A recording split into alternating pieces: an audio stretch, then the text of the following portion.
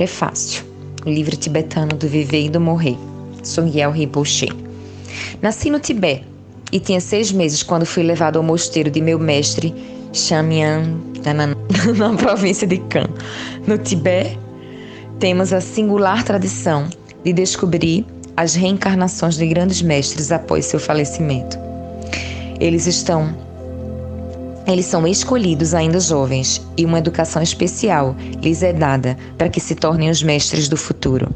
Recebi o nome de Sogyal, embora mais tarde meu mestre, que tenha reconhecido como a encarnação de Terton Sogyal, um renomado místico que foi um dos seus próprios professores e um mestre do 13º Dalai Lama. Meu mestre, Jamyang Khenchen, era alto para um tibetano e parecia sempre estar, a bem dizer, uma cabeça acima das outras no meio da multidão. Tinha o cabelo prateado muito curto e olhos bondosos que brilhavam de alegria. Suas orelhas eram longas, como as do Buda. Mas o que chamava atenção nele, no entanto, era a presença. Seu olhar e porte mostravam que se estava em presença de um homem sábio e santo.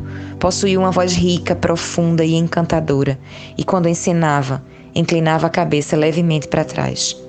Os ensinamentos fluíam dele numa torrente de poesia e eloquência. E apesar de todo o respeito e até reverência que inspirava, havia humildade em tudo que fazia.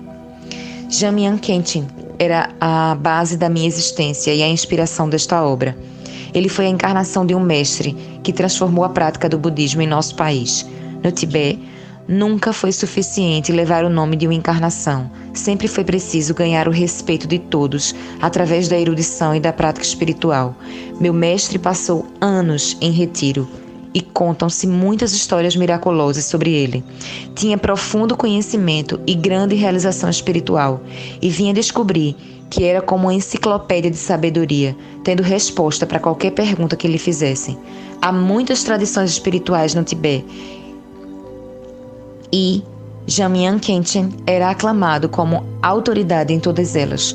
Para os que os conheceram ou ouviram falar dele, foi a corporificação do budismo tibetano, testemunho vivo de como pode ser alguém que realizou os ensinamentos e concluiu sua prática. Ouvi dizer que meu mestre achava que eu poderia ajudar na continuação do seu trabalho, e certamente ele sempre me tratou como um filho. Sinto que aquilo que consegui realizar hoje com minhas atividades e que o público que fui capaz de alcançar representam o amadurecimento das bênçãos que ele me deu. Todas as minhas primeiras lembranças são dele. Ele foi o ambiente em que cresci e a sua influência dominou completamente a minha infância. Era como um pai para mim. Concedia-me tudo o que lhe pedia. Sua companheira espiritual, Kandron Tenzin Chondron, que era também minha tia, costumava dizer: "Não incomode Rinpoche. Ele deve estar ocupado", mas eu queria sempre estar perto dele e ele ficava feliz por me ter por perto. Eu o importunava com perguntas todo o tempo e ele sempre me respondia pacientemente. Fui uma criança travessa e nenhum dos meus tutores conseguiu me disciplinar. Todas as vezes que um deles tentava me bater, eu corria para meu mestre e me pendurava em suas costas, onde ninguém ousaria ir. Agarrado ali, sentia-me orgulhoso e satisfeito comigo mesmo, e ele apenas ria. Então, um dia, sem meu conhecimento, meu tutor pediu a Rinpoche que, para meu próprio benefício, isso não prosseguisse. E outra vez que procurei proteção junto a ele, esse tutor entrou no quarto, fez 3 prostrações para meu mestre e me puxou para fora. Lembro-me como achei estranho, enquanto estava sendo arrastado para fora do quarto, que ele não parecesse ter qualquer medo do meu mestre. Jamyang Khenchen vivia no quarto onde sua encarnação anterior teve visões e lançou o renascimento da cultura e da espiritualidade que teve lugar no leste do Tibete no último século. Era um quarto fantástico, não especialmente grande, mas com uma atmosfera mágica cheia de objetos, pinturas e livros sagrados. O lugar era chamado de Paraíso dos Budas ou Sala de Iniciação, e se há um lugar de que me lembro no Tibete, é desse quarto. Meu mestre descansava ali num assento baixo, feito de madeira e tiras de couro, e eu me sentava ao seu lado. Recusava-me a comer, se não fosse de sua tigela. No pequeno quarto vizinho havia uma varanda, mas ele estava sempre escuro, e ali havia uma chaleira fervendo continuamente no fogãozinho do canto. Costumava dormir perto do meu mestre, numa caminha aos pés da sua. Um som que nunca vou esquecer é o do estadilho das contas do seu mala, o rosário budista, enquanto murmurava suas orações. Quando eu ia dormir, ele ficava ali sentado e praticando. Quando me levantava de manhã, ele já estava acordado, sentado e praticando de novo, transbordante de bênçãos e poder. Logo que abri os olhos e o via diante de mim, sentia-me preenchido por uma felicidade cálida e aconchegante. Havia uma atmosfera de paz em torno dele. À medida que eu crescia, fazia-me presidir cerimônias enquanto ele liderava o coro.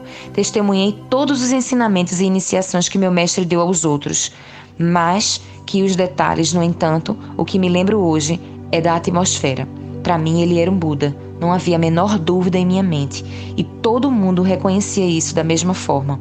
Quando ele dava iniciações, seus discípulos eram inundados por tamanho assombro que mal ousavam olhá-lo no rosto.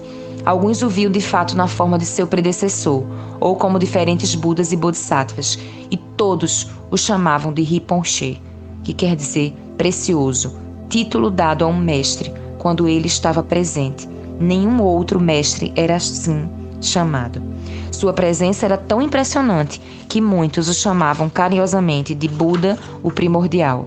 Se eu não tivesse encontrado meu mestre, Shamyingyal Khenchen, teria sido uma pessoa inteiramente diferente. Com seu calor, sabedoria e compaixão, ele personificou a verdade sagrada dos ensinamentos e assim tornou-os práticos, vigorosos e vibrantes. Sempre que partilho com outras pessoas essa atmosfera que havia em torno dele, também elas podem experimentar o sentimento profundo que ele despertava em mim. O que então ele me inspirou? Uma inabalável confiança nos ensinamentos e uma forte convicção na importância dramática e central do mestre. Qualquer compreensão que tenha conquistado é a ele que devo. Isso é algo que nunca vou poder retribuir-lhe, mas que posso transmitir a todos. Ao longo de minha juventude no Tibete, vi o tipo de amor que Jamyang Rinchen costumava irradiar na comunidade, especialmente ao orientar os que estavam morrendo e os mortos. Um lama no Tibete não era só um guia espiritual, mas também um sábio, um terapeuta, um sacerdote, um médico e um curador espiritual que ajudava os enfermos e moribundos. Mais tarde, eu aprenderia as técnicas específicas para orientar os que estavam à beira da morte e os mortos, proveniente dos ensinamentos ligados ao livro tibetano dos mortos. Mas as maiores lições que aprendi sobre a morte e a vida vieram da observação de meu mestre, quando ele, com sabedoria, compreensão e compaixão infinitas, ajudava os que morriam. Minhas orações são para que este livro transmita ao mundo algo dessa sabedoria e compaixão imensas de Shamyingyal Khenchen, e que através disso você também possa, onde quer que esteja, juntar-se à mente da sabedoria de meu mestre e encontrar uma conexão viva com ele.